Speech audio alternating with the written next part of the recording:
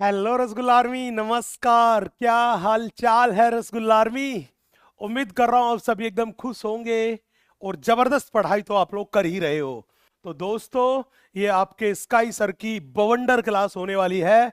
तो जल्दी से मोह माया को त्याग दीजिए, टेंशन फ्री हो जाइए और दिमाग के खिड़की दरवाजे खोल लीजिए। और अगर इतना काम कर लिया है तो अब पूरा फैल के एकदम पसर के बैठ जाइए। कोई दिक्कत वाली बात नहीं है, एकदम पूरा फैल के पसर के रिलैक्स होके बैठ जाइए, क्योंकि अब अगला जो 1.25 घंटे का कार्यक्रम है ये एकदम बवंडर होने वाला है, जबरदस्त जाने वाला है। यस, तो आर यू रेडी? अगर रेडी है तो मैं झांकी जमाना शुरू करता हूं, बड़े ध्यान से देखना। दोस्तों, आपको याद होगा पिछले लेक्चर में हम breathing and exchange of gases वाला चैप्टर शुरू कर चुके थे और हम उसमें आपको ट्रेकिया की पूरी कहानी बता चुके थे।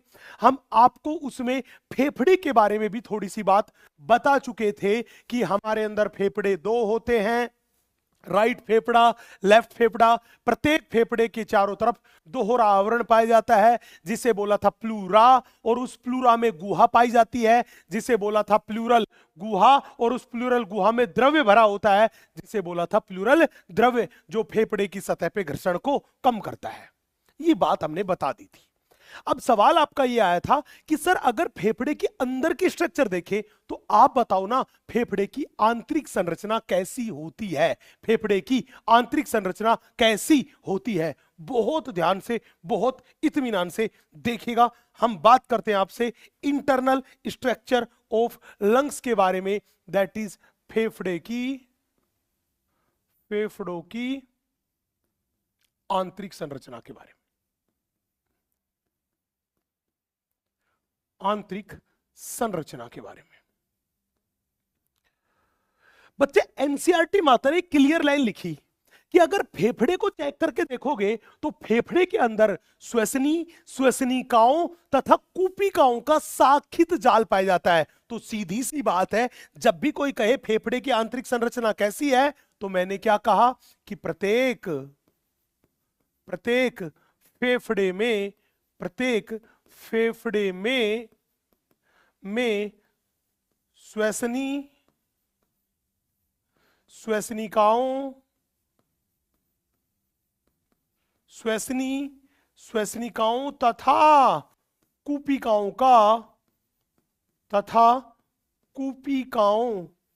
का शाखित जाल पाया जाता है।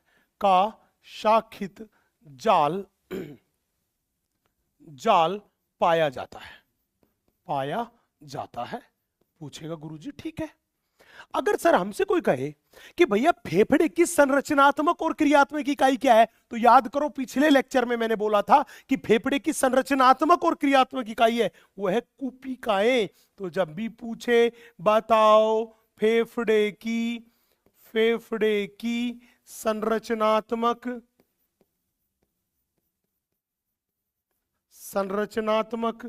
तथा क्रियात्मक इकाई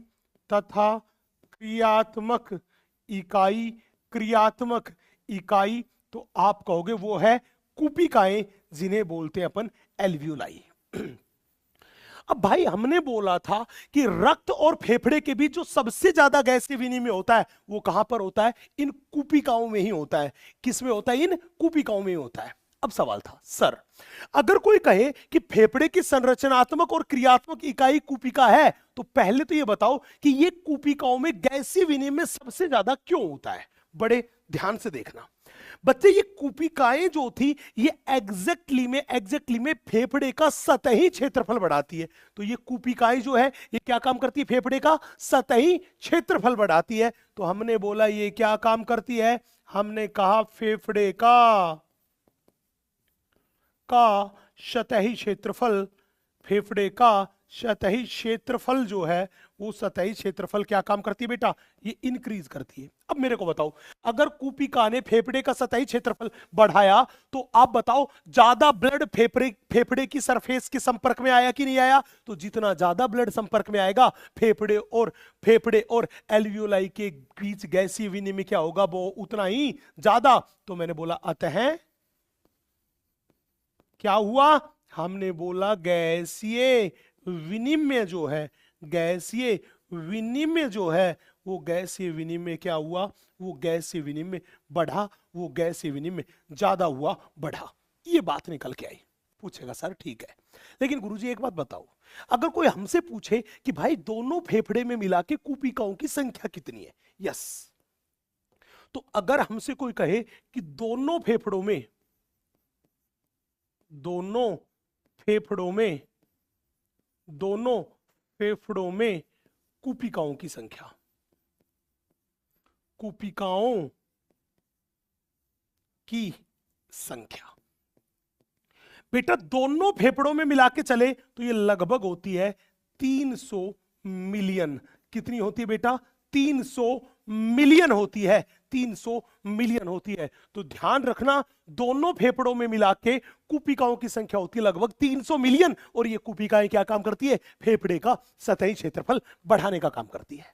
अब बात थी सर, अगर एक कूपिका को बाहर निकाल के उसकी संरचना को देखें तो एक कूपिका कैसी दिखाई देगी? भाई बड़े ध्यान से देखना, बड़ा प्यारा कंसेप्ट है।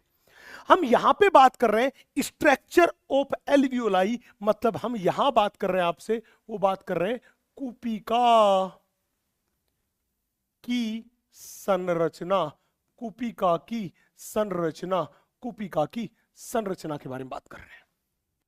जब भी बोले कि बताओ कूपिका की संरचना कैसी होती है, मान लीजिए ये एक फेफड़े की कूपिका है, बेटा ये फेफड़े की कूपिका है, और याद करो हमने कहा था कि फेफड़े की कूपिका जो है वो पतली अनियमित भित्ति वाली होती है तथा अत्यधिक संवहनीय होती है। तो ये मेरे पास लाल रंग वाली है, ये इस कूपिका की भित्ति में पाई जाने वाली रक्त केशिका है, रक्त केशिका है। और रक्त केशिका में ये जो गुलाबी रंग की बना रखी है ये है आरबीसी। अब याद करो ये कूपिका की गुहा है, और कूपिका की इस गुहा के अंदर अपने पास ये वायु भर, ये अपने पास गुहा में क्या भरी है? वायु भरी है, ऑक्सीजन भरी है। हमने बोला डीऑक्सीजनेटेड ब्लड आया, और यहां से ऑक्सीजन जो थी वो ब्लड के अंदर गई, कार्बन डाइऑक्साइड जो थी वो यहां से इस कूपिका की गुहा में आ गई। तो मेरे को बताओ ना, जब कूपिका और रक्त के बीच गैसीय विनिमय हुआ तो उसने कितनी परतों को क्रॉस किया? तो बड़े ध्यान से देखना, जब ऑक्सीजन यहां गई तो सबसे पहले इस व्हाइट वाली परत को, फिर इस ग्रीन वाली को, फिर रक्त भित्ति की इस लाल वाली परत को क्रॉस किया, तब जाके ऑक्सीजन रक्त में जा पाई। इसी तरह जब कार्बन डाइऑक्साइड आई तो पहले इस लाल वाली लेयर को क्रॉस किया, उसके बाद हरे वाले पार्ट को, और उसके बाद सफेद वाली लेयर को क्रॉस किया, तब ये कूपिका की गुहा में आई। तो कहने का मतलब कि रक्त तथा केशिका के बीच गैसीय विनिमय होता है तो कितनी परतों को क्रॉस करना पड़ता है? 3 परतों को। ये व्हाइट वाली परत है, ये कूपिका की भित्ति की उपकला है। ये ग्रीन वाली जो परत है ये है आधारीय पदार्थ, और ये जो लाल वाली परत है ये रक्त केशिका की एंडोथीलियम है, एंडोथीलियम है, एंडोथीलियम है, रक्त केशिका की एंडोथीलियम, दैट इज सरल शल्काकार उपकला है। तो इन 3 परतों के द्वारा गैस जो थी वो विसरित होके जाती है। और मैं बता दूं मेरे दोस्त, ये जो तीनों की तीनों परतें हैं, ये जो तीनों की तीनों परतें हैं, इन तीनों की तीनों परतों को मिला के अपन बोलते हैं विसरण कला। इन तीनों की तीनों परतों को मिला के हम बोलते हैं, वो बोलते हैं विसरण कला। तो सवाल यह था कि आप बताओ विसरण कला कितनी परतों से मिलकर बनती है? 3 परतों से। कूपिका की भित्ति की उपकला, आधारीय पदार्थ, रक्तवाहिनी की भित्ति की उपकला दैट इज एंडोथीलियम, इन तीनों से मिलकर बनती है विसरण कला, और इसी के द्वारा होता है गैसीय विनिमय। अब पूछेगा सर ये 3 परत से विसरण कला बनी, अगर कोई कहे कि इस विसरण कला की मोटाई कितनी होती है, तो ध्यान रखना मेरे बच्चे, ये विसरण कला जो है इसकी मोटाई 1 mm से भी कम होती है। तो मैंने बोला जब भी विसरण कला के बारे में पूछे तो मैंने कहा कि इसकी मोटाई, इसकी मोटाई 1 mm से भी कम होती है। तो जब भी बोले बताओ इसकी मोटाई कितनी होती है, तो आप कहोगे इसकी मोटाई 1 mm से भी कम होती है। मतलब जितनी पतली ये विसरण कला होगी, गैस का विनिमय उतनी ही आसानी से होगा, उतनी ही तेजी से होगा। तो अगर आप चाहते हो कि रक्त और फेफड़े के बीच गैसीय विनिमय बहुत ज्यादा हो, तो विसरण कला क्या होनी चाहिए? पतली, कम मोटी होनी चाहिए। जितनी मोटाई कम होगी, जितनी ये पतली होगी, गैसीय विनिमय उतना ही क्या होगा? ज्यादा। गैसीय विनिमय उतना ही क्या होगा? ज्यादा। ये मेरे पास है मेरे बच्चे कूपिका की संरचना। ये मेरे पास है कूपिका की संरचना।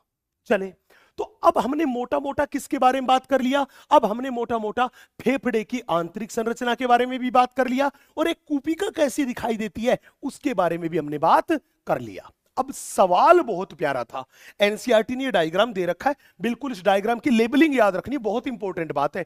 अब सवाल बहुत प्यारा था, सर हमने पढ़ा था कि ब्रीथिंग जो है वो श्वसन का सबसे पहला पद है।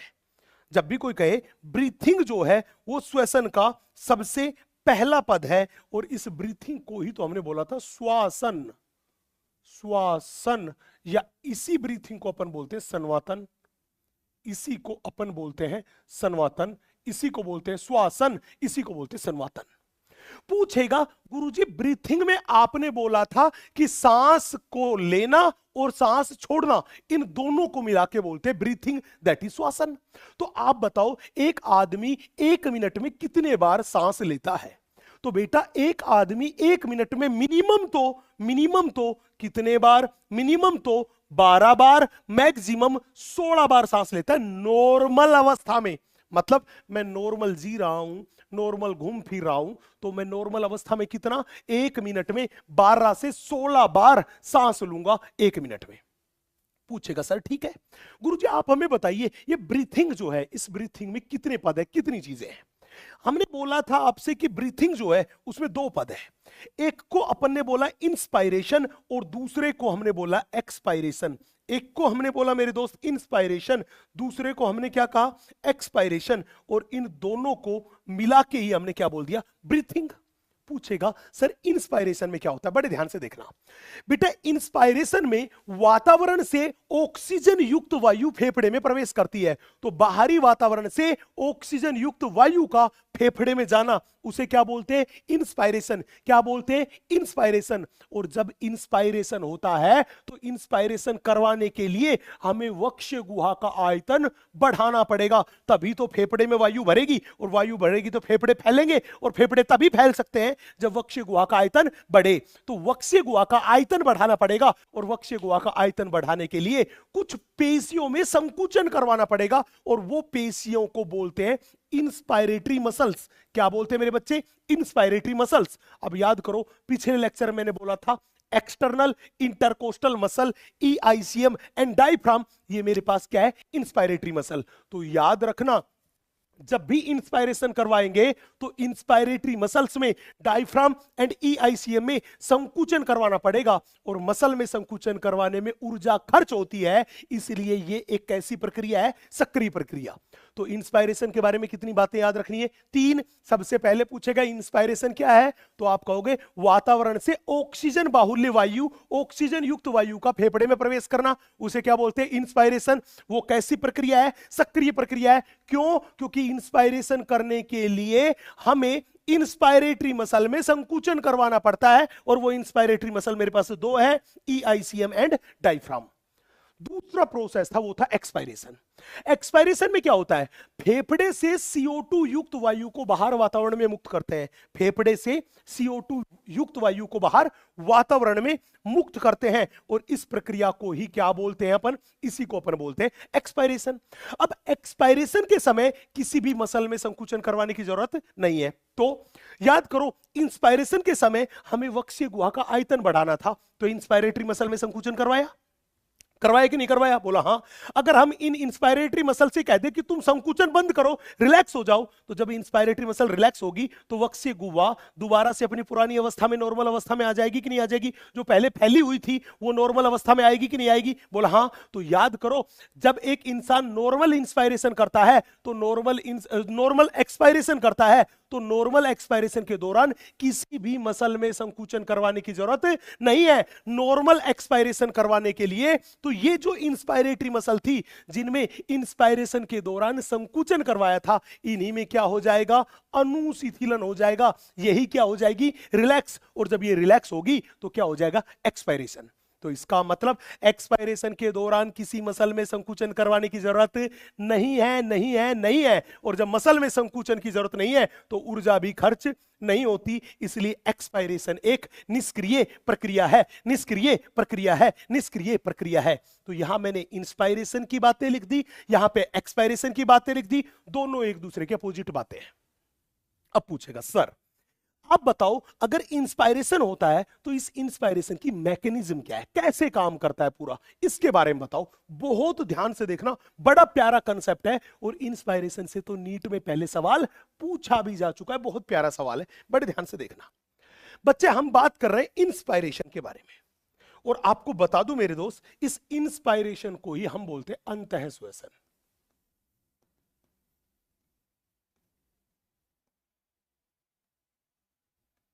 इसी को बोलते हैं अपन अंतः श्वसन, इस इंस्पायरेशन को बोलते हैं अंतः श्वसन। बोला हुआ क्या? अब देखो ये मेरे पास वक्ष गुहा है, वक्ष गुहा का अग्रभाग, पक्ष भाग, पृष्ठ भाग, अधर भाग है कि नहीं है? बोला हाँ। पृष्ठ भाग पर क्या थी? कशेरुकदंड। अग्र भाग पर, अधर भाग पर क्या था? स्टर्नम। और स्टर्नम से जुड़ी हुई है हरे रंग वाली मैंने बना दी है, क्या थी? रिब्स। तो मैंने लिख दिया ये रिब्स एंड स्टर्नम। और नीचे की साइड ये क्या है? डायफ्राम। अब बड़े ध्यान से देखना, बड़े इत्मीनान से देखना। हमने बोला ये जो आपको दिखाई दे रहा है ये लंग्स कैविटी है, हमने बोला ये लंग्स गुहा है, ये लंग्स की गुहा है, लंग्स कैविटी है जिसके अंदर वायु भरती है। चले बड़े ध्यान से, बड़े इत्मीनान से देखना। बोला हुआ क्या? बेटा आपको पता था कि नॉर्मली, आपको पता था कि नॉर्मली ये जो डायफ्राम जो होता है ये गुंबदाकार होता है। कैसा होता है? गुंबदाकार। जब हमें इंस्पायरेशन करना था तो सबसे पहले ब्रेन से संकुचन के आवेग कहां पहुंचे? डायफ्राम के पास। और डायफ्राम ने क्या किया? संकुचन। और जब डायफ्राम में फर्स्ट संकुचन, सबसे पहले संकुचन किसमें हुआ? डायफ्राम में। और जब डायफ्राम में संकुचन हुआ तो ये डायफ्राम क्या हो गया? चपटा। चपटा। देखो ये जो डायफ्राम आपको दिखाई दे रहा है गुंबदाकार था, हमने बोला इस डायफ्राम में संकुचन हुआ, जब संकुचन होगा तो ये डायफ्राम चपटा होगा, और चपटा होगा तो ये नीचे की साइड शिफ्ट होगा। मतलब अभी जो डायफ्राम इस जगह पे था, ये डायफ्राम बाद में, ये डायफ्राम बाद में कहां पर आ जाएगा? ये डायफ्राम बाद में कहां पर आ जाएगा? हमने बोला ये जो डायफ्राम था ये बाद में, हमने बोला इस जगह पर मान लीजिए आ गया। ये डायफ्राम बाद में इस जगह पर आ गया।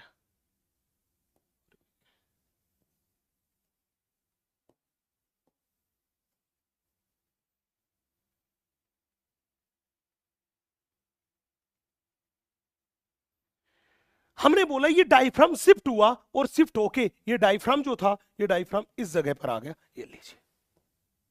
तो अब मेरे को बताओ, पहले डायफ्राम यहां था, अब डायफ्राम यहां पे चला गया, तो इस फेफड़ा जो था, ये फेफड़ा पहले यहां पे था, तो इस फेफड़े को देखो नीचे की तरफ फैलने के लिए जगह मिल गई कि नहीं मिल गई? आपने कहा मिल गई। तो मैं ये कह दूं कि जब डायफ्राम में संकुचन होगा, डायफ्राम चपटा होगा, तो वक्ष्य गुहा का आयतन बढ़ेगा। कौन सी अक्ष पे? अग्र पश्च अक्ष पे। ऊपर से नीचे की साइड बढ़ा कि नहीं बढ़ा? बोला हाँ। तो हमने बोला डायफ्राम चपटा हुआ, इसलिए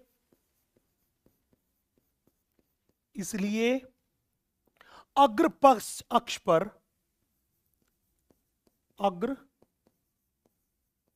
पश्च अक्ष पर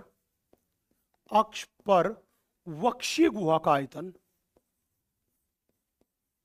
वक्ष्य गुहा का आयतन बढ़ता है।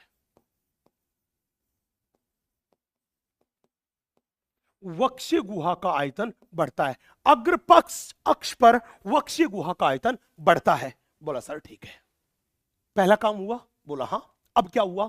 हमने बोला दूसरी, यहां पे देखिए, हमने कहा था कि पसलियों के बीच में पेशियां पाई गई थी जिन्हें बोला था इंटरकोस्टल मसल, और उस इंटरकोस्टल मसल में एक थी ईआईसीएम, उसे बोला था इंस्पायरेटरी मसल। क्या बोला था? Inspiratory muscle. अभी मैंने बोला कि जब इंस्पायरेशन होता है तो संकुचन किस में होता है? इंस्पायरेटरी मसल में। और इंस्पायरेटरी मसल दो थी, एक थी डायफ्राम और दूसरी थी ईआईसीएम, दूसरी थी ईआईसीएम।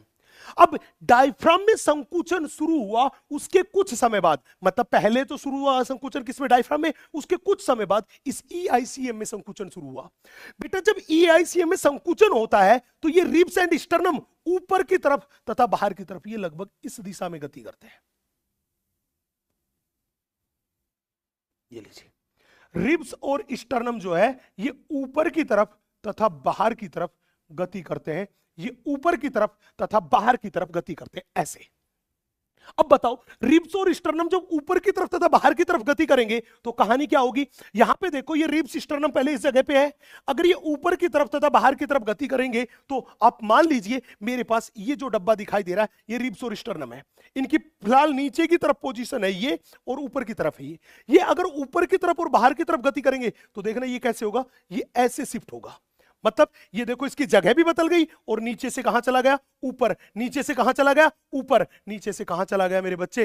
ये नीचे से चला गया ऊपर। नीचे से कहां चला गया? ये नीचे से मेरे बच्चे चला गया ऊपर। नीचे से कहां चला गया? ऊपर। तो बोला कि हुआ क्या? हमने बोला जब ये रिब्स और स्टर्नम ऊपर की तरफ तथा बाहर की तरफ गति करते हैं, इसलिए क्या हुआ? इसलिए क्या हुआ? हमने बोला जो रिब्स स्टर्नम पहले यहां थे, अगर वो इधर आए तो वक्ष्य गुहा का आयतन अधर पृष्ठ अक्ष पे बढ़ गया कि नहीं बढ़ गया? तो मैंने बोला यस। तो हमने बोला इसलिए अधर पृष्ठ अक्ष पर वक्ष्य गुहा का आयतन बढ़ा, इसलिए हमने बोला अधर पृष्ठ अक्ष पर वक्ष्य गुहा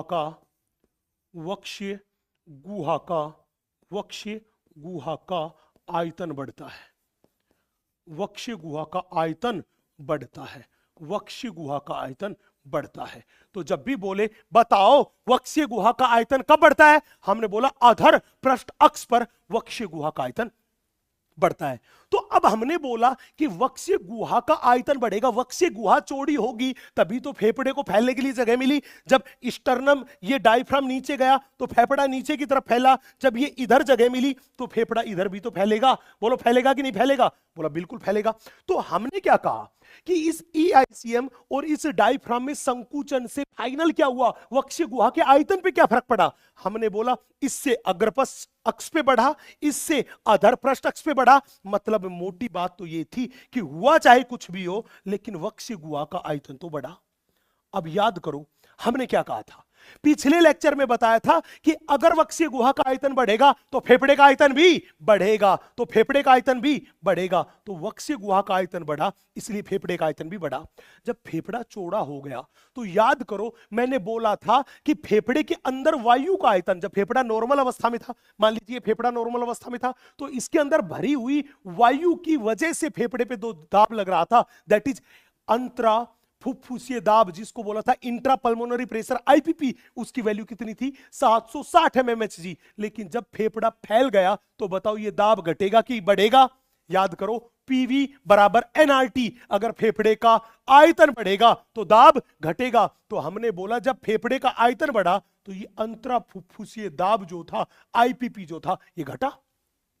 अब बेटा हमारा वातावरण है, उस वातावरण का दाब तो होता है 760, फिक्स है, वो थोड़ी बदल रहे हैं हम, नहीं। 1 एटमॉस्फेयर दैट इज 760 mmHg होता है और फेफड़े के अंदर का दाब घट गया। तो मतलब अब कंडीशन क्या हुई कि वातावरण का दाब तो है ज्यादा और फेफड़े के अंदर का दाब क्या है? कम। अंदर का दाब है कम। तो बताओ जब वायु का विसरण होता है तो वायु कहां जाती है? उच्च दाब से निम्न दाब की तरफ। उच्च दाब कहां? वातावरण में। निम्न दाब कहां? फेफड़े के अंदर। इसलिए वायु जो थी वो बाहरी वातावरण से, ये वायु जो थी ये वायु बाहरी वातावरण से किसके अंदर आई? फेफड़े के अंदर। और वायु का बाहरी वातावरण से फेफड़े के अंदर आना, इसे ही तो मैं क्या बोलता हूं मेरे बच्चे? इंस्पायरेशन। इंस्पायरेशन। तो याद रखना बहुत बहुत इंपॉर्टेंट बात, स्टेप बाय स्टेप याद रखना कि पहले इंस्पायरेटरी मसल में संकुचन हुआ, उसके बाद वक्ष्य गुहा का आयतन बढ़ा, वक्ष्य गुहा का आयतन बढ़ा इसलिए फेफड़े का आयतन बढ़ा, फेफड़े का आयतन बढ़ा इसलिए अंतरा फुफ्फुसीय दाब जो था वो घटा। जब अंतरा फुफ्फुसीय दाब घटा तो हमने बोला अब इस दाब की वैल्यू वातावरणीय दाब से क्या हो गई? कम। जब फेफड़े के अंदर वायु का दाब वातावरण के दाब से क्या हो गया? कम। इसीलिए वातावरण की जो वायु थी वो फेफड़े में प्रवेश करी। इसे ही क्या बोलते हैं? इंस्पायरेशन। इसे क्या बोलते हैं? इंस्पायरेशन। बोलो यस। बोला सर ठीक है। पूछेगा गुरुजी एक्सपायरेशन की क्या कहानी है?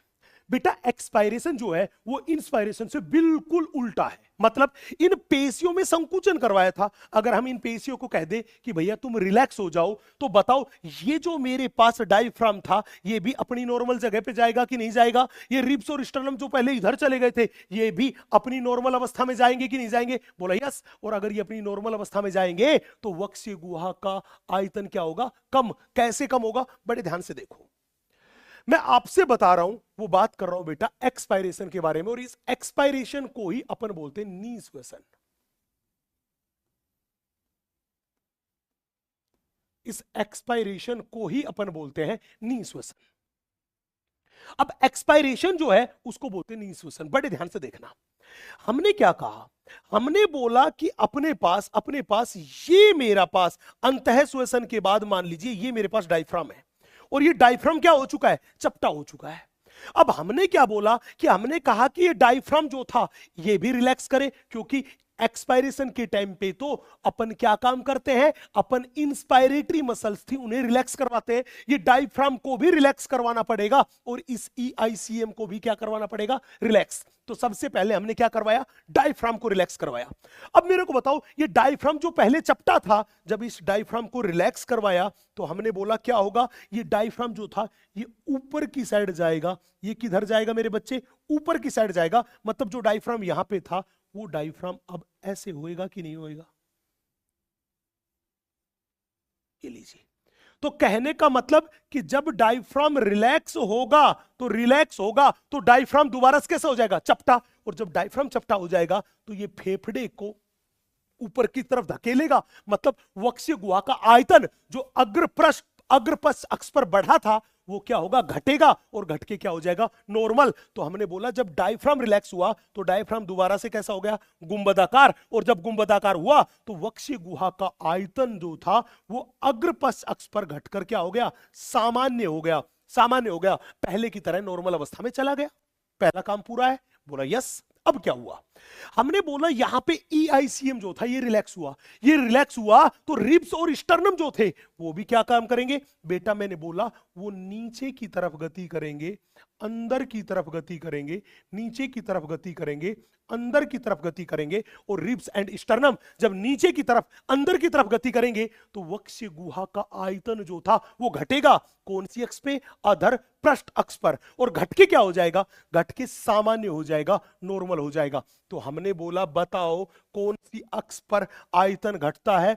हमने बोला अधर पृष्ठ अक्ष पर आयतन घटता है। और घट के क्या हो जाता है? घट के वो सामान्य हो जाता है। तो पूछेगा हुआ क्या? हमने बोला फाइनल बात यह थी कि जब एक्सपायरेशन हुआ तो इंस्पायरेटरी मसल जो थी वो रिलैक्स हुई, और उनके संकुचन की वजह से जितना आयतन बढ़ा था रिलैक्स हुई तो उतना आयतन घट गया, और घट के क्या हो गया? नॉर्मल। मतलब इंस्पायरेशन और एक्सपायरेशन की तुलना करें तो हुआ क्या? जब मसल से रिलैक्स हुई तो रिलैक्स होते ही सबसे पहला काम यही हुआ कि वक्ष्य गुहा का आयतन जो था वो वक्ष्य गुहा का आयतन घटा। अब मेरे को बताओ, जैसा परिवर्तन वक्ष्य गुहा के आयतन में आएगा वैसा ही परिवर्तन किस में दिखाई देगा? वैसा ही परिवर्तन हमें फेफड़े के आयतन में दिखाई देगा। तो अगर वक्ष्य गुहा का आयतन घटा तो बोलो फेफड़े का आयतन क्या होगा? बोला गुरुजी फेफड़े का आयतन भी घटेगा। फेफड़े का आयतन भी घटेगा। अब बताओ फेफड़ा जो था उसके अंदर वायु भरी हुई है लेकिन आयतन घट गया, तो याद करो पीवी बराबर एनआरटी। अगर फेफड़े का आयतन घटेगा तो फेफड़े के अंदर का दाब बढ़ेगा। मतलब अंतरा फुफ्फुसीय दाब जो था ये बढ़ गया। अंतरा फुफ्फुसीय दाब बढ़ गया। मतलब वातावरण का दाब तो हर हाल में कितना था? 760 mmHg था, लेकिन अंतरा फुफ्फुसीय दाब बढ़ गया। तो अब कंडीशन क्या आ गई कि ये अंतरा फुफ्फुसीय दाब जो था ये वातावरण के दाब से क्या हो गया? ज्यादा। वातावरण के दाब से क्या हो गया? ज्यादा। अब मेरे को बताओ, अगर अंतरा फुफ्फुसीय दाब वातावरण के दाब से ज्यादा हो गया तो हुआ क्या? ज्यादा हो गया तो क्या हुआ? वायु कहां जाएगी? फेफड़े के अंदर से बाहर। तो इसीलिए हमने बोला कि फेफड़े के अंदर से ये वायु जो थी वो बाहर निकली, और हमने यही कहा कि फेफड़े से के अंदर से वायु का वातावरण में मुक्त होना, उसी को तो हमने बोला मेरे बेटा एक्सपायरेशन। आप अपनी एनसीईआरटी माता निकालना, इन तीर की दिशा और ये स्टेप बाय स्टेप ये चीजें याद कर लेना बेटा। बहुत बहुत इंपॉर्टेंट है, बहुत बहुत इंपॉर्टेंट है। यस, इतनी सी बात दिमाग में छप गई होगी, दिल में उतर गई होगी और मस्त मस्त दो नैनों में चमक गई होगी। अरे हां, चमक गई ना? चमक गई तो अपनी रसगुल्ली को कह दो कि सुनो मेरी रसगुल्ली, स्काई सर आने वाले हैं, तू फूल न बिछाना राहों में, हम दिल बिछाने वाले हैं, हम दिल बिछाने वाले हैं। और रसगुल्ली भाई ऐसे तुम्हारा कहना मानेगी नहीं, तो क्या करे, क्या करें? पहले इतनी सी बात को नोट कर ले, नोट कर ले। अब मैं स्क्रीन के सामने आता हूं, क्या करें? रसगुल्ली की थोड़ी सी बड़ाई करो। क्या बड़ाई करो? सुनो, अर्ज किया है, संगमरमर की कोई मूरत हो तुम, संगमरमर की कोई मूरत हो तुम, बड़ी दिलकश बड़ी खूबसूरत हो तुम, जी चाहता है देखता रहूं तुझे, क्योंकि मेरी जिंदगी मेरी जान हो तुम, मेरी जान हो तुम। ऐसे लंबी लंबी दे देना, तब रसगुल्ली तुम्हारा कहना मानेगी, नहीं तो रसगुल्ली किसी का कहना नहीं मानेगी, नहीं मानेगी, नहीं मानेगी। चलो भाई, बात क्लियर? अगर बात क्लियर है तो मैं थोड़ा सा आगे बढ़ता हूं। अब भाई हम एक नए कंसेप्ट की तरफ बढ़ते हैं। हम आपसे बात करते हैं मेरे दोस्त एक नए कंसेप्ट के बारे में। और वो नया कंसेप्ट क्या है? वो नया कंसेप्ट क्या है मेरे भाई? वो नया कंसेप्ट अपने पास है, वो है गैसियस एक्सचेंज, जिसको अपन बोलते हैं गैसीय विनिमय। गैसियस एक्सचेंज, जिसको हम मेरे दोस्त बोलते हैं गैसीय विनिमय। ये लीजिए, अगला कंसेप्ट मेरे पास यही है, जिसको अपन बोल रहे हैं गैसीय विनिमय।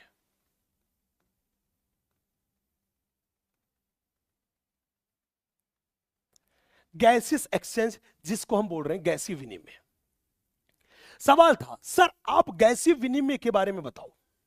बड़े ध्यान से देखना बच्चे, याद करना कि गैसीय विनिमय का मतलब फेफड़े और रक्त के बीच गैसीय विनिमय का मुख्य स्थल कौन सा था?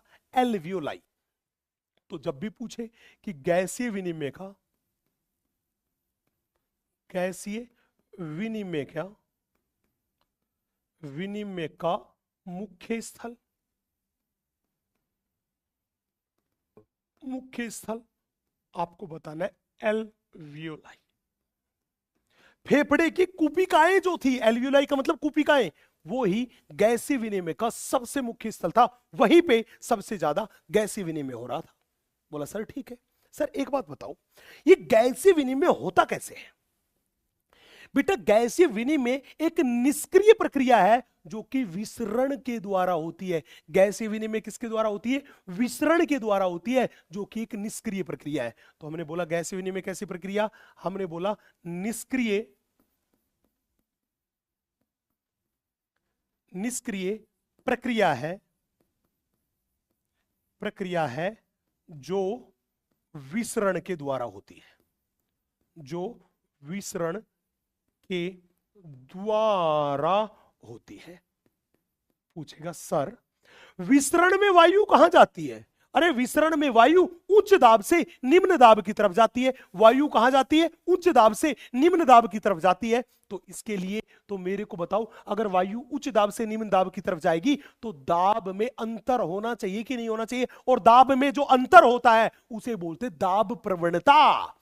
तो मैं ये कह दूं, दो गैस, कोई गैस थी, उस गैस के आंशिक दाब में जितना अंतर ज्यादा होगा, गैसीय विनिमय उतना ही ज्यादा होगा। तो मैं कह दूं कि गैसीय विनिमय जो था वो किस पे? दाब प्रवणता पर निर्भर करता है। तो हमने बोला गैसीय विनिमय, गैसीय विनिमय दाब प्रवणता पर आधारित है, पर आधारित है। मतलब अगर दाब में अंतर नहीं होगा, दाब प्रवणता मतलब दाब में अंतर नहीं होगा, तो गैसीय विनिमय नहीं होगा, विसरण के द्वारा गैसीय विनिमय नहीं होगा। बोला सर ठीक है। तो सर आप बताओ ना, कौन कौन से ऐसे कारक हैं जो गैसीय विनिमय को प्रभावित करते हैं? बड़े ध्यान से देखना, हम बात करते हैं आपसे, वो बात करते हैं गैसीय विनिमय, गैसीय विनिमय को प्रभावित करने वाले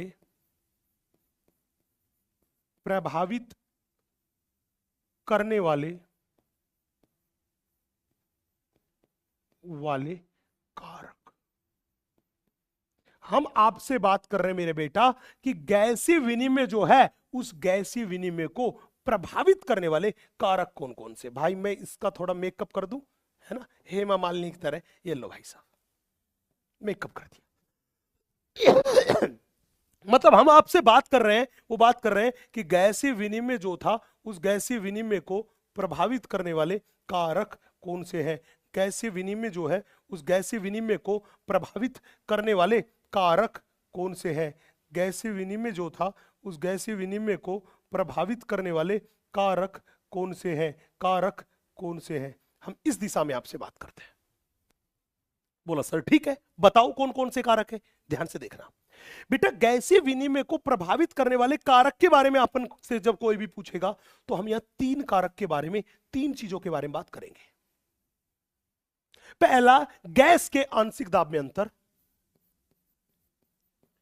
गैस के आंशिक दाब में अंतर, दाब में अंतर। गैस के आंशिक दाब में अंतर, जितना ज्यादा गैस के आंशिक दाब में अंतर होगा, गैसीय विनिमय उतना ज्यादा होगा। अब बेटा यहां पे आंशिक दाब लिखना, कभी तुम यमले पगले दीवाने लिख दो गैस के औसिक दाब में अंतर, औसिक दाब में अंतर, तो बोलो भाई ये कौन सा औसिक आ गया, है ना। तो बड़े ध्यान से, सावधानी हटी दुर्घटना घटी। तो ध्यान रखना, गैस के आंशिक दाब में अंतर। और क्या था हमने बोला, दूसरी बात करके चले तो मैंने बोला था विसरण कला की मोटाई। जितनी पतली विसरण कला होगी, गैस का विनिमय उतना ज्यादा होगा, जितनी मोटी होगी, गैस का विनिमय उतना कम होगा। तो दूसरा मेरे पास है विसरण कला की मोटाई, विसरण कला की मोटाई, विसरण कला की मोटाई। तीसरा बेटा, तीसरा अपने पास है, याद करो ये गैसेज जो है, ये गैसेज जल में घुल जाती है। और रक्त जो था उसका अधिकांश भाग तो पानी ही था। हमारा प्लाज्मा जो था, रक्त का प्लाज्मा भाग है, उसका 90 से 92% भाग क्या है, पानी है। तो मैंने बोला कि दूसरा था कि गैसों की घुलनशीलता, घुलनशीलता, दैट इज विलेयता, विलेयता, इस पर भी निर्भर करता है, इस पर भी निर्भर करता है। बोला सर कैसे करता है, बड़े ध्यान से देखना। हमने कहा कि गैसों की घुलनशीलता जो थी वो जितनी ज्यादा होगी, विसरण दर उतनी ही क्या होगी, ज्यादा। तो मैं सीधी लैंग्वेज में लिखूं कि अगर कोई मेरे से पूछे तो मैं कह दूं कि विसरण दर जो होती है वो समानुपाती होती है किसकी, गैस की घुलनशीलता के, गैस की घुलनशीलता के समानुपाती है, गैस की घुलनशीलता के समानुपाती होती है। गैस की विसरण दर, गैस की विसरण दर जो होती है वो गैस की घुलनशीलता के समानुपाती होती है। गैस जितनी ज्यादा घुलनशील होगी, विसरण की दर उतनी ही क्या होगी, ज्यादा। बोला सर ये बात है, हमने कहा बिल्कुल यही बात है। बोला अगर सर ऐसी बात है तो एक छोटा सा निवेदन और था। हमने कहा पूछ रहे मेरे रसगुल्ले, पूछ, कोई तो रोक लो, कोई तो रोक लो। क्या बात है सर, हम नहीं रुकेंगे गुरुजी, नहीं बिल्कुल नहीं रुकेंगे, ना रसगुल्ला रुकेगा ना रसगुल्ली रुकेगी। आपसे सवाल पूछा, जवाब दो। हमने कहा पूछो। बोला सर गैस की घुलनशीलता के बारे में बताओ ना। तो बेटा अगर मेरे से कोई पूछे कि आप मुझे घुलनशीलता के बारे में बताओ ना, तो हमने कहा कि याद कर ले, कान खोल के सुन ले रे रसगुल्ले, सुन लिए रे रसगुल्ली। घुलनशीलता जो है वो कार्बन डाइऑक्साइड की बहुत बहुत ज्यादा होती है। किससे, ऑक्सीजन से।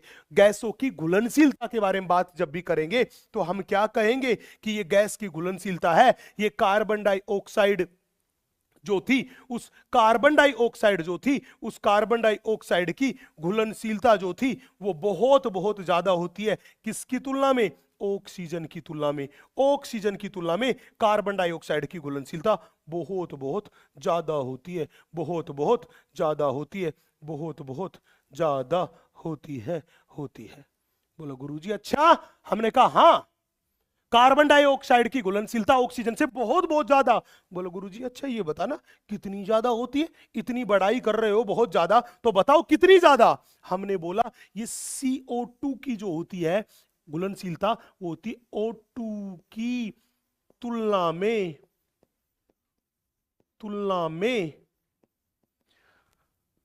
20 से 25 गुना, 20 से 25 गुना अधिक।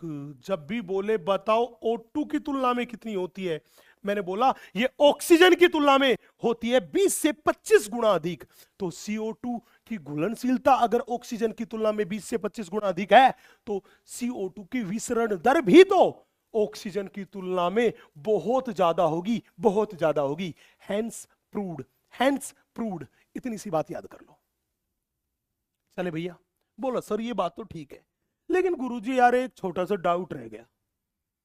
हमने कहा क्या डाउट रह गया रे, बताना तू क्या डाउट रह गया रे दीवाने, बताना। बोला गुरुजी दिल यहीं पे अटक गया।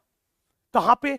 गुरुजी ये बताओ ना, ये आंशिक दाब आपने वर्ड बोला जिसको आपने बोला था आशिक वाला दाब, जो कह रहा था इस तरह आशिकी का असर छोड़ जाऊंगा। ये आशिक वाला दाब जो था वो क्या था? क्या था? पूछ रहे लाडले, पूछ क्या था? सर बताओ। ये आपका लाडला रसगुल्ला भी पूछना चाहता है, लाडली रसगुल्ली भी पूछना चाहती है। तो सुन रे रसगुल्ले, सुन रे रसगुल्ली, कान खोल के सुन। जब भी पूछे कि सर आप हमें बताइए ये आशिक वाला जो दाब था, हाँ आंशिक नहीं बोल रहा हूं, मैं भी मजे ले रहा हूं, मैं भी कह रहा हूं ये आशिक वाला दाब जो था, ये आशिक वाला जो तुम्हारा दाब था, ये आंशिक दाब, ये एग्जैक्टली में आंशिक दाब होता क्या है? भाई कंसंट्रेशन का लेवल थोड़ा सा बढ़ाना और थोड़ा सा डूब के पढ़ना, डूब के पढ़ना, डूब के पढ़ना है, मरना नहीं है गधे। कमाल कर रहा है रे रसगुल्ले, कोई तो रोक लो, कोई तो रोक लो। पूछ रहा है सर आंशिक दाब होता क्या है? बेटा देखो हमारा ये वातावरण है, इसमें भांति भांति प्रकार की गैसों का मिश्रण है। इस वातावरण में भांति भांति प्रकार की गैसों का मिश्रण है। बोलो है कि नहीं है? बोलो हाँ है। और उन भांति भांति प्रकार की गैसों की वजह से वातावरण का जो कुल दाब है वो 1 एटमॉस्फेयर है, जिसको हम बोलते हैं 760 mmHg, 760 mmHg। तो पूछे कि सर कई सारी गैसों के मिश्रण की वजह से 760 mmHg दाब है, बताओ नाइट्रोजन का उसमें कितना योगदान है? बताओ ऑक्सीजन का उस 760 mmHg में कितना योगदान है? बताओ कार्बन डाइऑक्साइड का कितना योगदान है? तो मैं ये कह दूं कि गैसों के मिश्रण में एक अकेली गैस का दाब में योगदान कितना है, उसे ही क्या बोलते हैं? उस गैस का आंशिक दाब। तो जब भी आंशिक दाब को पूछे तो मैं कह दूं कि गैसों के मिश्रण में एक अकेली गैस का दाब में योगदान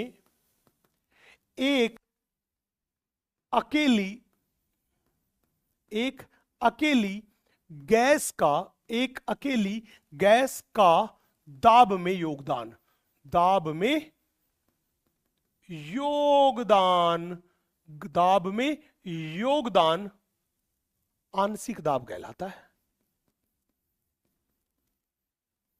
आंशिक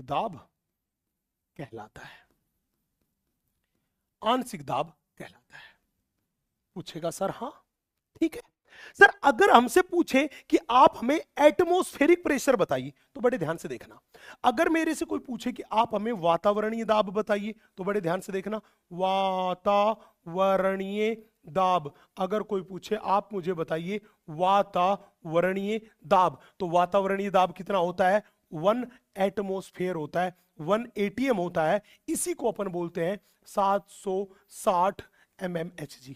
ये 1 एटमॉस्फेयर होता है और इसी को बोलते हैं 760 mmHg। इसी को बोलते हैं मेरे बच्चे 760 mmHg। ये मेरे पास होता है वातावरणीय दाब। बोला सर ठीक है। अब पूछेगा गुरुजी वातावरणीय दाब तो ये है, लेकिन आंशिक दाब निकालने का फॉर्मूला क्या होता है? ये लो। अगर पूछे कि आप बताओ गुरुजी आंशिक दाब का फॉर्मूला, किसी भी गैस का आंशिक दाब निकालना हो तो उस आंशिक दाब का फॉर्मूला क्या है? तो हमने बोला यहां पे है परसेंटेज ऑफ गैस, कि कोई भी गैस है उसकी कितनी परसेंटेज मात्रा है, अपॉन में 100 और गुणा में 760 mmHg। ये हमारे पास जो है ये गैस का आंशिक दाब निकालने का फॉर्मूला है। ये हमारे पास जो है ये गैस का आंशिक दाब निकालने का फॉर्मूला है। ये गैस का आंशिक दाब निकालने का फॉर्मूला है। यस, ये गैस का आंशिक दाब निकालने का फॉर्मूला है। यस, ये गैस का आंशिक दाब निकालने का फॉर्मूला है। यस,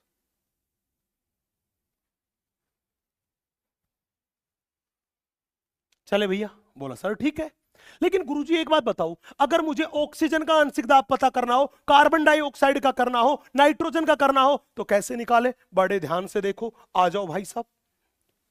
अगर मुझे ऑक्सीजन का आंशिक दाब निकालना है, नाइट्रोजन का निकालना है, कार्बन डाइऑक्साइड का निकालना है, तो हम क्या कहेंगे? हमें निकालना है आंशिक दाब। तो सबसे पहले मेरे को बताओ, एनवायरमेंट में मुझे नाइट्रोजन का निकालना है, तो पहले बताओ नाइट्रोजन की एनवायरमेंट में परसेंटेज अमाउंट कितना है? आप कहोगे नाइट्रोजन जो एनवायरमेंट में है वो लगभग 78% है। नाइट्रोजन एनवायरमेंट में कितनी है? 78% है। तो बिल्कुल निकाल दो। जब भी बोले PN2 नाइट्रोजन का आंशिक दाब, तो क्या कहेंगे? परसेंटेज मात्रा 78 बटा 100 गुणा में 760 गुणा में 760। तो वैल्यू कितनी आई मेरे बच्चे? ये वैल्यू आएगी लगभग 593 mmHg।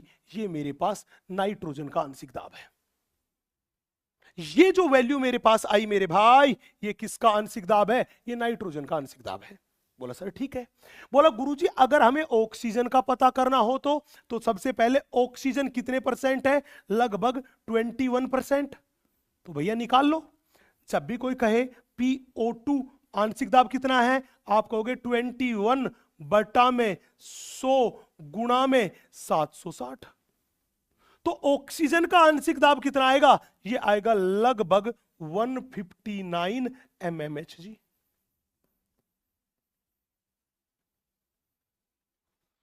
ये मेरे पास आएगा 159 mmHg। बोला सर ठीक है। तीसरा कौन सा है बेटा? तीसरी मेरे पास है कार्बन डाइऑक्साइड। जब भी बोले कार्बन डाइऑक्साइड का आंशिक दाब कितना है, ये है लगभग 0.034%। ये कार्बन डाइऑक्साइड की प्रतिशत मात्रा है जो कि वातावरण में। तो निकाल लो आंशिक दाब। तो आप कहोगे PCO2 की वैल्यू कितनी होगी? आप कहोगे 0.034 बटा में 100 गुणा में 760 गुणा में 760। तो ये वैल्यू आएगी लगभग 0.3 mmHg। ये कार्बन डाइऑक्साइड का आंशिक दाब है। तो इसी तरह हमें किसी भी गैस का आंशिक दाब निकालना हो तो आसानी से निकाल सकते हैं। अब हमारी एनसीईआरटी ने जो बात करी है वो केवल ऑक्सीजन एंड कार्बन डाइऑक्साइड के बारे में बात करी है, क्योंकि इस क्वेश्चन में यही मेन गैस थी। यस, नाइट्रोजन जो थी, ये नाइट्रोजन वातावरण में बेशक बहुत ज्यादा हो, लेकिन गैसीय विनिमय जब होता है तो नाइट्रोजन का ज्यादा योगदान नहीं होता, क्योंकि गैसीय विनिमय के लिए आंशिक दाब में अंतर होना जरूरी है। लेकिन शरीर में जब भी देखते हैं तो नाइट्रोजन जो थी उसका दाब जो था वो हर जगह लगभग सेम होता है, इसलिए नाइट्रोजन का गैसीय विनिमय ना के बराबर है, नहीं होता है। अब बात करते हैं तो सर क्या हुआ कहानी? कहानी ये हुई कि हमारी एनसीईआरटी माता ने बिल्कुल लिख के दिया कि वातावरण में ऑक्सीजन का आंशिक दाब 159, वातावरण में कार्बन डाइऑक्साइड का 0.3, फेफड़े के एल्वियोलाई में ऑक्सीजन का 104, कार्बन डाइऑक्साइड का 40, डीऑक्सीजनेटेड ब्लड में ऑक्सीजन का 40, कार्बन डाइऑक्साइड का 45, इसी तरह ऑक्सीजनेटेड ब्लड में ऑक्सीजन का 95, कार्बन डाइऑक्साइड का 40, हमारे शरीर के टिश्यूज में ऑक्सीजन का 40, कार्बन डाइऑक्साइड का 45। बेटा अब पूछेगा गैसीय विनिमय कैसे होगा? बहुत ध्यान से देखना। जब भी बोले कि गैसीय विनिमय कैसे होगा, तो मैंने बोला गैसें कहां जाती है, गैसें उच्च दाब से निम्न दाब की तरफ जाती है, उच्च आंशिक दाब से निम्न आंशिक दाब की तरफ जाती है। मतलब वातावरण से ऑक्सीजन जो आएगी वो ऑक्सीजन कहां आएगी, वातावरण से जो ऑक्सीजन आएगी वो कहां आएगी, वातावरण से ऑक्सीजन जो आएगी वो फेफड़े की कुपिकाओं में आएगी। फेफड़े की कुपिका से ये जो ऑक्सीजन है, ये ऑक्सीजन कहां जाएगी, ये जाएगी डीऑक्सीजनेटेड ब्लड में। अब बताओ, ऑक्सीजन जो थी वो वातावरण से गई एल्वियोलाई में, एल्वियोलाई से गई डीऑक्सीजनेटेड ब्लड में। इसी तरह कार्बन डाइऑक्साइड कहां आई, इस डीऑक्सीजनेटेड ब्लड से ये कार्बन डाइऑक्साइड आई फेफड़े की कुपिकाओं में, और फेफड़े की कुपिकाओं से ये चली गई वातावरण में, बाहर चली गई कि नहीं चली गई? बोला हां। तो इसका मतलब हुआ क्या, ये डीऑक्सीजनेटेड ब्लड जो फेफड़े में गया था, इसने ऑक्सीजन तो ले ली, कार्बन डाइऑक्साइड दे दी। तो मेरे को बताओ, अगर इसने ऑक्सीजन ले ली, कार्बन डाइऑक्साइड दे दी, ऑक्सीजन ले ली, कार्बन डाइऑक्साइड दे दी, तो ये डीऑक्सीजनेटेड ब्लड अब कैसे ब्लड में बदल गया? हमने बोला ये बदल गया कैसे ब्लड में, ये बदल गया ऑक्सीजनेटेड ब्लड में। और ऑक्सीजनेटेड ब्लड में यहां से ऑक्सीजन तो आ गई थी, कार्बन डाइऑक्साइड चली गई थी, इसलिए ऑक्सीजनेटेड ब्लड में ऑक्सीजन ज्यादा है, इसलिए ऑक्सीजन का आंशिक दाब हो गया 95, कार्बन डाइऑक्साइड कम हो गई क्योंकि वो फेफड़े की कुपिकाओं में चली गई थी, इसलिए इसका दाब था 40। अब ये ऑक्सीजनेटेड ब्लड क्या काम करता है बेटा? ये ऑक्सीजनेटेड ब्लड जो अपने पास है, ये ऑक्सीजनेटेड ब्लड जो था, ये ऑक्सीजन को ऊतकों को देता है। 95 से कहां गई, कम दाब की तरफ, और ऊतकों में उपापचय क्रियाओं से जो कार्बन डाइऑक्साइड बन रही है वो आ जाती है कहां पे, इस ऑक्सीजनेटेड ब्लड में। तो जब ये ऑक्सीजनेटेड ब्लड ऊतक को ऑक्सीजन दे देगा, कार्बन डाइऑक्साइड ले लेगा, तो बताओ ये कैसे ब्लड में बदल जाएगा? हमने बोला ये ऑक्सीजनेटेड ब्लड था, ये बदल गया, ये बदल गया। कैसे ब्लड में बदल गया? ये डीऑक्सीजनेटेड ब्लड में बदल गया, ये डीऑक्सीजनेटेड ब्लड में बदल गया, डीऑक्सीजनेटेड ब्लड में बदल गया। तो हमने बोला ये आपको आंशिक दाब कहां पे कैसा था बेटा? ये एनसीईआरटी में बाकायदा टेबल दे रखी है, आपको उसे पूरी की पूरी ईमानदारी से पढ़ना है, लर्न करना है, कोई गड़बड़ घोटाला नहीं होना चाहिए। यस,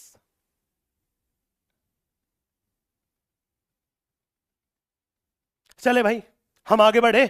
चलो आगे बढ़ते हैं, हम अगले कंसेप्ट की तरफ मूव करते हैं। बेटा अगला कंसेप्ट था कि भैया गैसीय विनिमय तो हो गया, गैसीय विनिमय तो हो गया, अब बारी थी, वो बारी थी क्या? ट्रांसपोर्ट ऑफ गैसेस की। याद करो मैंने बोला था कि गैसों का परिवहन कैसे हुआ, गैसों का परिवहन कैसे हुआ? तो ट्रांसपोर्ट ऑफ गैसों का मतलब ही है गैसों का परिवहन, गैसों का परिवहन, गैसों का परिवहन, गैसों का परिवहन, यही मेरे पास है ट्रांसपोर्ट ऑफ गैसेस। पूछेगा सर आप बताइए गैसों का परिवहन कैसे होता है, कैसे ये गैसें जो थी, कैसे ये गैसें जो थी ये रक्त में आई और आगे कैसे जाएगी? बेटा गैसों के परिवहन में हमने बोला था हम दो प्रकार की गैसों के बारे में बात करेंगे, एक ऑक्सीजन के बारे में और दूसरी कार्बन डाइऑक्साइड के बारे में। चलिए एक एक करके हम बात आपसे करते हैं, सुनिएगा। हमने बोला सबसे पहले हम आपसे बात करते हैं, वो बात करते हैं ऑक्सीजन का परिवहन। सबसे पहले हम बात करते हैं O2 का परिवहन।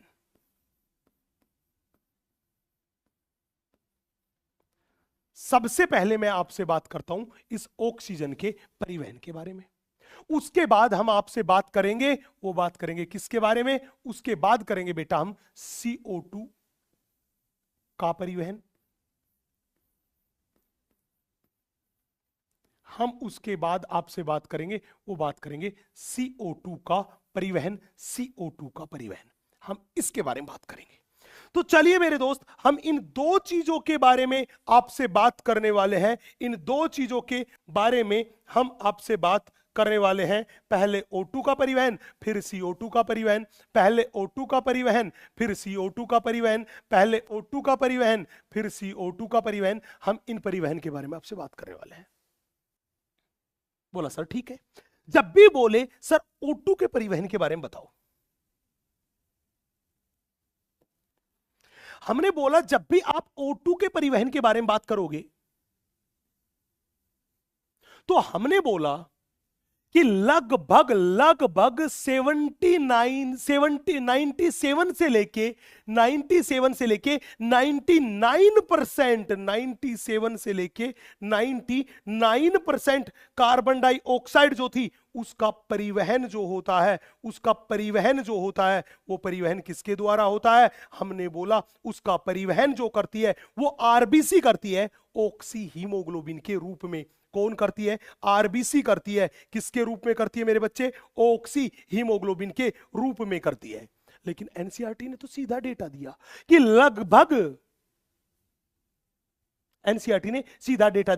लगभग अपने पास 97%।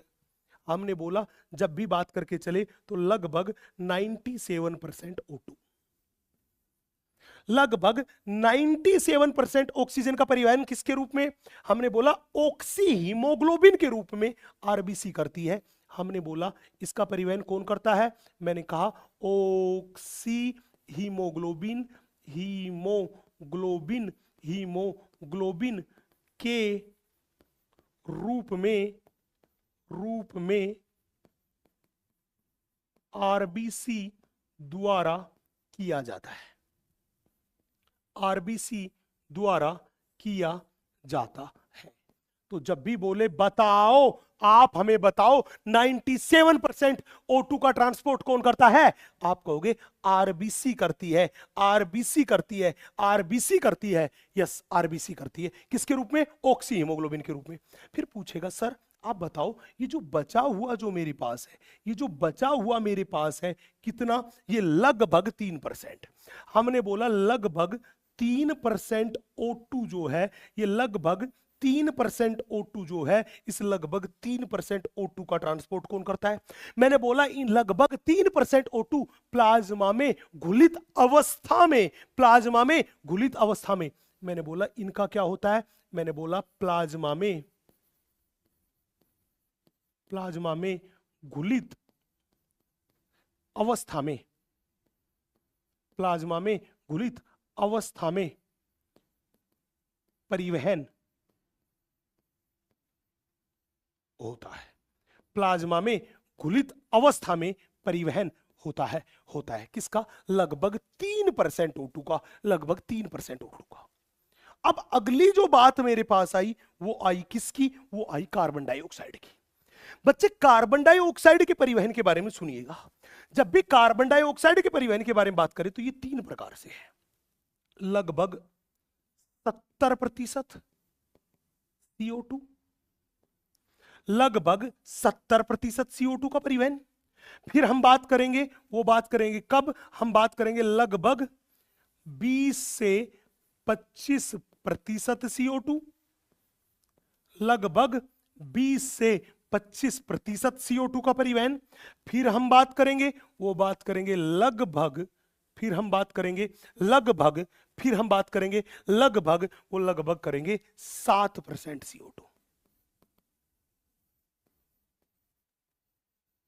7% CO2। बड़े ध्यान से देखना, हमने बोला लगभग 70% CO2 का परिवहन जो होता है वो बाइकार्बोनेट के रूप में होता है। लगभग 70% CO2 का परिवहन किसमें? हमने बोला बाइकार्बोनेट के रूप में, बाइकार्बोनेट के रूप में परिवहन। तो जब भी पूछे बताओ सर्वाधिक CO2 का परिवहन, दैट इज मैक्सिमम। तो मैक्सिमम सर्वाधिक CO2 का परिवहन किस रूप में? हमने बोला बाइकार्बोनेट के रूप में। पूछेगा सर 20 से 25% CO2 का परिवहन, 20 से 25% CO2 का परिवहन। हमने बोला ये 20 से 25% CO2 है, इसका परिवहन करती है, वो करती है आरबीसी। कौन करती है? आरबीसी। किसके रूप में? अरे ये कार्बन डाइऑक्साइड जो थी ये हीमोग्लोबिन से जुड़ती है और कार्ब एमिनो हीमोग्लोबिन के रूप में। तो मैंने बोला कार्ब एमिनो हीमोग्लोबिन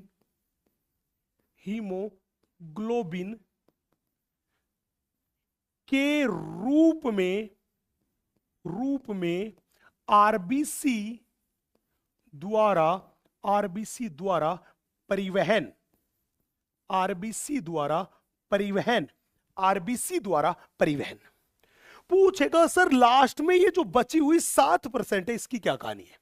बेटा ये लगभग 7% CO2 जो होता है ना, इसका परिवहन जो होता है वो परिवहन प्लाज्मा में घुलित अवस्था में।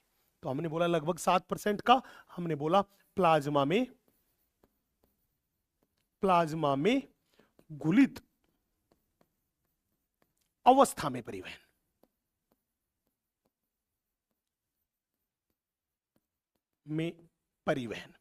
प्लाज्मा में घुलित अवस्था में परिवहन होता है किसका? हमने बोला लगभग 7% CO2 का। तो बेटा ये डेटा याद रखना है, सीधा पूछेगा सर्वाधिक कार्बन डाइऑक्साइड का परिवहन किस रूप में होता है? तो मैक्सिमम का किस रूप में होता है मेरे बच्चे? बाइकार्बोनेट के रूप में। किस रूप में? बाइकार्बोनेट के रूप में 70% CO2 का परिवहन हुआ था। चले भैया, अब मेरे को बताओ क्या इतनी सी कहानी एकदम क्लियर है? बोला हाँ सर, इतनी सी कहानी तो एकदम क्लियर है, एकदम क्रिस्टल क्लियर है। तो थोड़ा कंसंट्रेशन का लेवल बढ़ाना और बड़े ध्यान से देखना।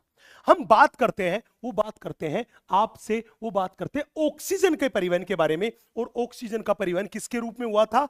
ऑक्सी हीमोग्लोबिन के रूप में। कौन कर रही थी? आरबीसी, दैट इज हीमोग्लोबिन से जुड़ के हुआ था। तो पहली बात ये आती है कि सर हीमोग्लोबिन से जुड़ के तो हुआ था, लेकिन आप इस हीमोग्लोबिन के बारे में बताओ, इस हीमोग्लोबिन की क्या कहानी है? इस हीमोग्लोबिन की क्या कहानी है? इस हीमोग्लोबिन की क्या कहानी है? आप इस बारे में हमें थोड़ा सा डिटेल में बताओ, बड़े ध्यान से देखो। हम इस हीमोग्लोबिन के बारे में बात कर रहे हैं। पूछेगा कि एक वयस्क व्यक्ति में हीमोग्लोबिन की मात्रा, वयस्क व्यक्ति में हीमोग्लोबिन की मात्रा कितनी है? एक एक करके बात करते, बड़े ध्यान से देखना। हमने बोला कि जब भी बोले एक स्वस्थ वयस्क व्यक्ति में हीमोग्लोबिन को रिप्रेजेंट करेंगे बेटा HB से। HB हीमोग्लोबिन की मात्रा।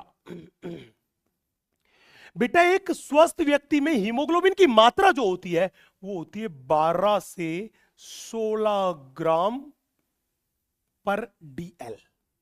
DL का मतलब होता है डेका लीटर। मतलब अगर एक वयस्क व्यक्ति का 100 ml रक्त लोगे तो उस 100 ml रक्त में 12 से 16 ग्राम हीमोग्लोबिन मिलेगा। यस। पूछेगा गुरुजी आप एक बात बताओ, पूछेगा हाँ पूछो। सर आप यहां पे बात कर रहे हो, वो बात कर रहे हो इस हीमोग्लोबिन के बारे में।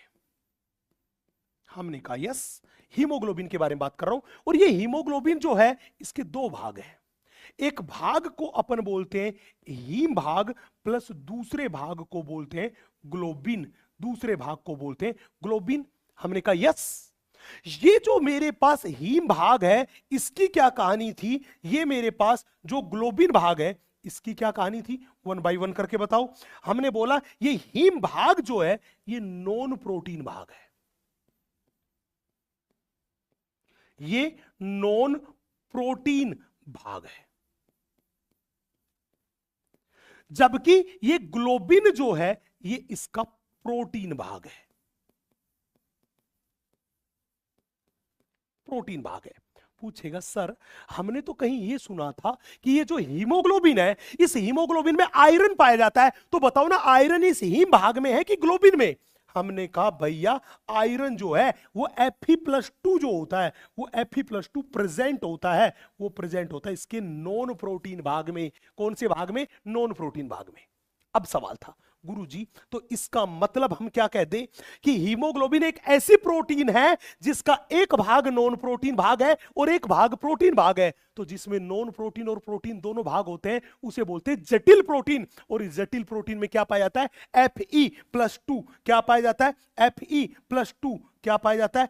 Fe+2। क्या पाया जाता है? Fe+2। तो मैं ये कह दूं कि हीमोग्लोबिन के बारे में कह दूं कि HB एक लोहोयुक्त जटिल प्रोटीन है। लोहोयुक्त जटिल प्रोटीन है।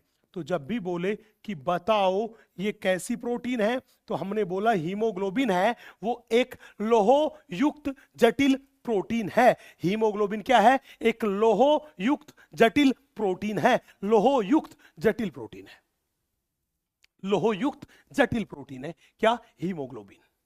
अब सवाल था सर, अब सवाल यह था कि सर आप ये बताइए कि एक हीमोग्लोबिन जो होता है उससे कितने O2 के मॉलिक्यूल जुड़ सकते हैं। हमने कहा कि भाई साहब सीधी सी बात थी कि एक HB अणु से, एक HB अणु से कितने? हमने बोला 4 O2 अणु जुड़ते हैं। तो जब भी बोले बताओ एक हीमोग्लोबिन जो था, उस एक हीमोग्लोबिन के अणु से कितने अणु ऑक्सीजन के जुड़ सकते हैं, जुड़ सकते हैं? आप कहोगे 4 4 4 4 जुड़ सकते हैं सर, 4 अणु जुड़ सकते हैं। यस। बोला सर ठीक है, आप एक बात बताओ गुरुजी।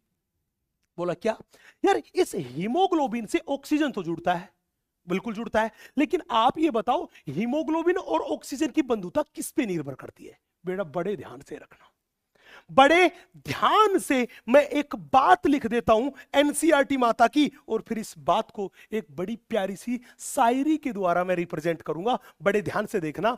तो एनसीईआरटी माता लिखती है, हीमोग्लोबिन तथा ऑक्सीजन की बंधुता, जुड़ने की क्षमता ऑक्सीजन के आंशिक दाब पर निर्भर करती है। तो हमने बोला Hb तथा O2 की बंधुता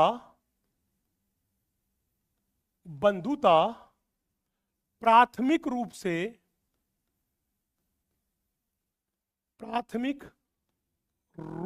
से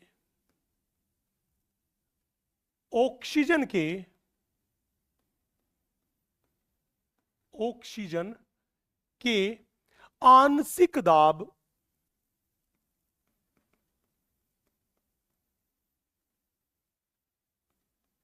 दाब जिसको अपन बोलते हैं PO2 पर निर्भर करती है।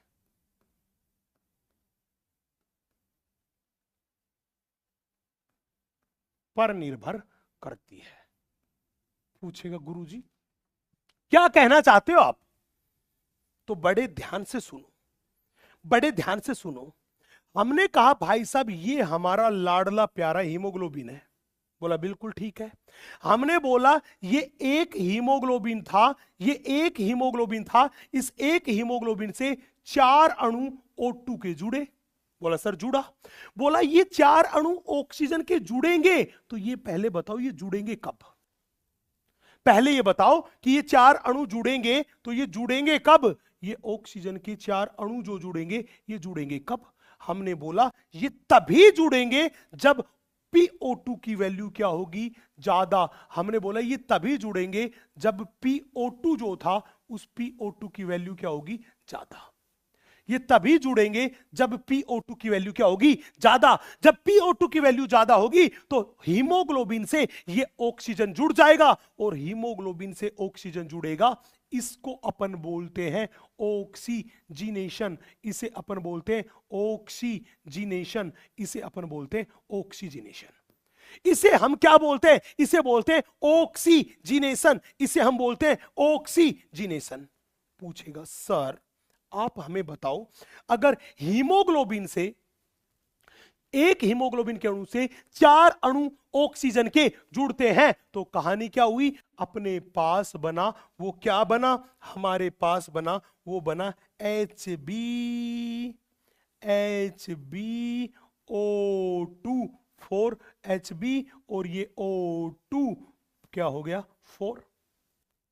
सिंपल भाषा में बोलूं बेटा, ये HbO2 4 जो ये बना है, एग्जैक्टली हम इसे ही हम बोलते हैं ऑक्सी हीमोग्लोबिन। इसे ही हम क्या बोलते हैं? इसे ही हम बोलते हैं oxy haemoglobin. Oxy haemoglobin, oxy haemoglobin, इसे ही हम बोलते हैं ऑक्सी हीमोग्लोबिन। तो जब भी बोले कि हीमोग्लोबिन से ऑक्सीजन के जुड़ने को क्या कहते हैं, ऑक्सीडेशन, आप कहोगे नहीं, ऑक्सीडेशन नहीं बोलते। क्यों नहीं बोलते ऑक्सीडेशन? क्योंकि देखो हीमोग्लोबिन में क्या पाया जाता है, आयरन, और इस आयरन का ऑक्सीडेशन नंबर जो होता है वो होता है +2। इस हीमोग्लोबिन जब अकेला तन्हा उदास हताश निराश होता है तब भी ऑक्सीजन हीमोग्लोबिन में आयरन का ऑक्सीडेशन नंबर होता है +2। और अगर आप इस ऑक्सी हीमोग्लोबिन को देखोगे तो इसमें भी आयरन का ऑक्सीडेशन नंबर होता है +2। क्या होता है, +2। तो कहने का मतलब अगर ऑक्सीडेशन होता तो ये +2 से क्या हो जाना चाहिए था, +3, लेकिन ऑक्सीडेशन आयरन का नहीं हुआ, इसीलिए इसको बोलते हैं ऑक्सीजिनेशन। तो हीमोग्लोबिन से ऑक्सीजन के जुड़ने को क्या बोलते हैं, ऑक्सीजिनेशन। और वो कब जुड़ेगा, जब PO2 होगा ज्यादा।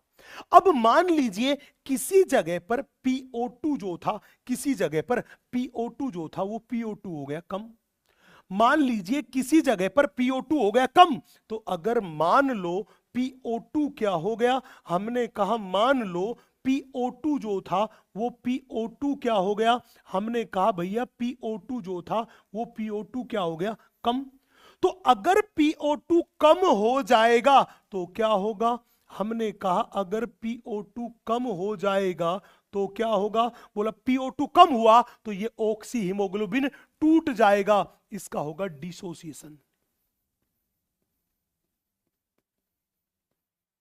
इसका होगा डिसोसिएशन, इसका होगा डिसोसिएशन, इसका होगा डिसोसिएशन। तो कहने का मतलब क्या निकला, कहने का मतलब यह निकला कि हीमोग्लोबिन और ऑक्सीजन का जुड़ना PO2 पे निर्भर करता है। जहां PO2 होगा ज्यादा वहां हीमोग्लोबिन और ऑक्सीजन होंगे साथ साथ जुड़ जाएंगे, और जुड़ने के बाद क्या बनाएंगे, ऑक्सी हीमोग्लोबिन। और जहां PO2 होगा कम वहां हीमोग्लोबिन और ऑक्सीजन का हो जाएगा तलाक, ऑक्सी हीमोग्लोबिन टूट जाएगा, हीमोग्लोबिन अलग ऑक्सीजन अलग। तो एग्जैक्टली में इसी बात के लिए, एग्जैक्टली में इसी बात के लिए मैंने एक शायरी, एक टैग लाइन बनाई है। इसी बात के लिए मैंने एक शायरी, एक टैग लाइन बनाई है। मैंने एक शायरी, एक टैग लाइन बनाई है। इसी बात के लिए मैंने एक शायरी, एक टैग लाइन बनाई है। पूछेगा गुरुजी वो शायरी, वो टैग लाइन क्या बनाई है, वो शायरी, वो टैग लाइन क्या बनाई है। तो बड़े ध्यान से सुनना, इस कंसेप्ट पे ध्यान रखना। हीमोग्लोबिन ऑक्सीजन से कहता है कि बेपनाह प्यार मैं तुझसे करता हूं, कि बेपनाह प्यार मैं तुझसे करता हूं, कब तुझसे जुड़ना है, कब तुझसे जुड़ना है, कब तुझसे बिछुड़ना है, इस बात के लिए तेरे PO2 पे निर्भर करता हूं, तेरे PO2 पे निर्भर करता हूं। ऑक्सीजन कह रही है कि मुझे समझ में नहीं आया, पहेली मत बुझा, सीधा सीधा कह। तो हीमोग्लोबिन क्या कहता है, हीमोग्लोबिन कहता है रे पगली मैं कह रहा हूं कि जहां तू होगी ज्यादा, जहां तू होगी ज्यादा वहां साथ रहने का वादा, वहां साथ रहने का वादा, लेकिन जहां तू होगी कम वहां साथ छोड़ देंगे हम, वहां साथ छोड़ देंगे हम। तो भाई साहब ये लव स्टोरी थी हीमोग्लोबिन एंड ऑक्सीजन की, जो मैंने आपको सुना दी। तो अगर ये लव स्टोरी पसंद आई हो, ये कंसेप्ट पूरा का पूरा समझ में आ गया हो, और शायरी जो मैंने बनाई है वो एकदम बवंडर मचा रही हो, तबाही मचा रही हो, तो दिल निकाल के स्क्रीन पे फेंक देना। हाँ जी, दिल निकाल के स्क्रीन पे फेंक देना। बवंडर होना चाहिए, एकदम तबाही होनी चाहिए, बवंडर होना चाहिए, तबाही होनी चाहिए। यस, यहां पे जाके मेरे दोस्त आज का ये थ्योरेटिकल पोर्शन है, ये पूरा का पूरा थ्योरेटिकल पोर्शन आज का होता है, वो हुआ मेरे दोस्त खत्म। आज का ये थ्योरेटिकल पोर्शन हुआ, वो हुआ खत्म। चले भाई साहब, थ्योरेटिकल पोर्शन खत्म हुआ। अब मैं आपसे बात करने वाला हूं, वो बात करने वाला हूं रसगुल्लों की अदालत के बारे में। लेकिन भैया लाइट गई, इन्वेटर टी टी करने लग गया है, इन्वेटर टी टी करने लग गया है। किसी भी टाइम पे ये पूरा का पूरा सब कुछ बंद हो सकता है। टी टी की आवाज आने लग गई है, टी टी की आवाज आने लग गई है। यस, मैं थोड़ा सा लाइट वगैरह ऑफ करने की, कुछ चेंज करने की कोशिश की है।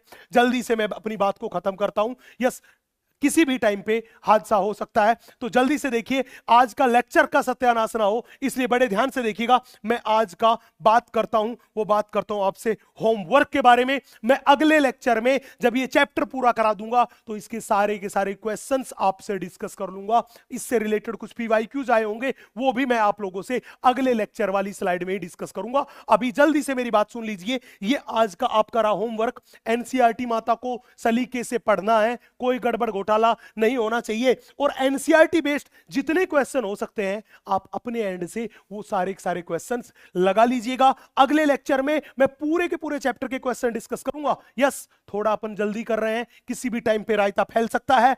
और इसी के साथ आज का ये बवंडर लेक्चर हुआ खल्लास, खत्म। लेक्चर जबरदस्त रहा होगा, आपको बेहतरीन मजा आया होगा, तो लिख देना बवंडर लेक्चर। सर मजा आ गया, क्योंकि उन्हीं चीजों से मुझे भी मजा आएगा कि जितनी जान लगा के मैं पढ़ा रहा हूं, मेरे बच्चे उतनी ही शिद्दत से पढ़ रहे हैं। यस, ठीक है दोस्तों, तो बिना एक भी मिनट गवाए मैं आज के लेक्चर से लेता हूं विदा। मिलेंगे अगले लेक्चर में, तब तक के लिए आप सभी खुश रहें, सुरक्षित रहें। जय Hind, thank you guys, love you all.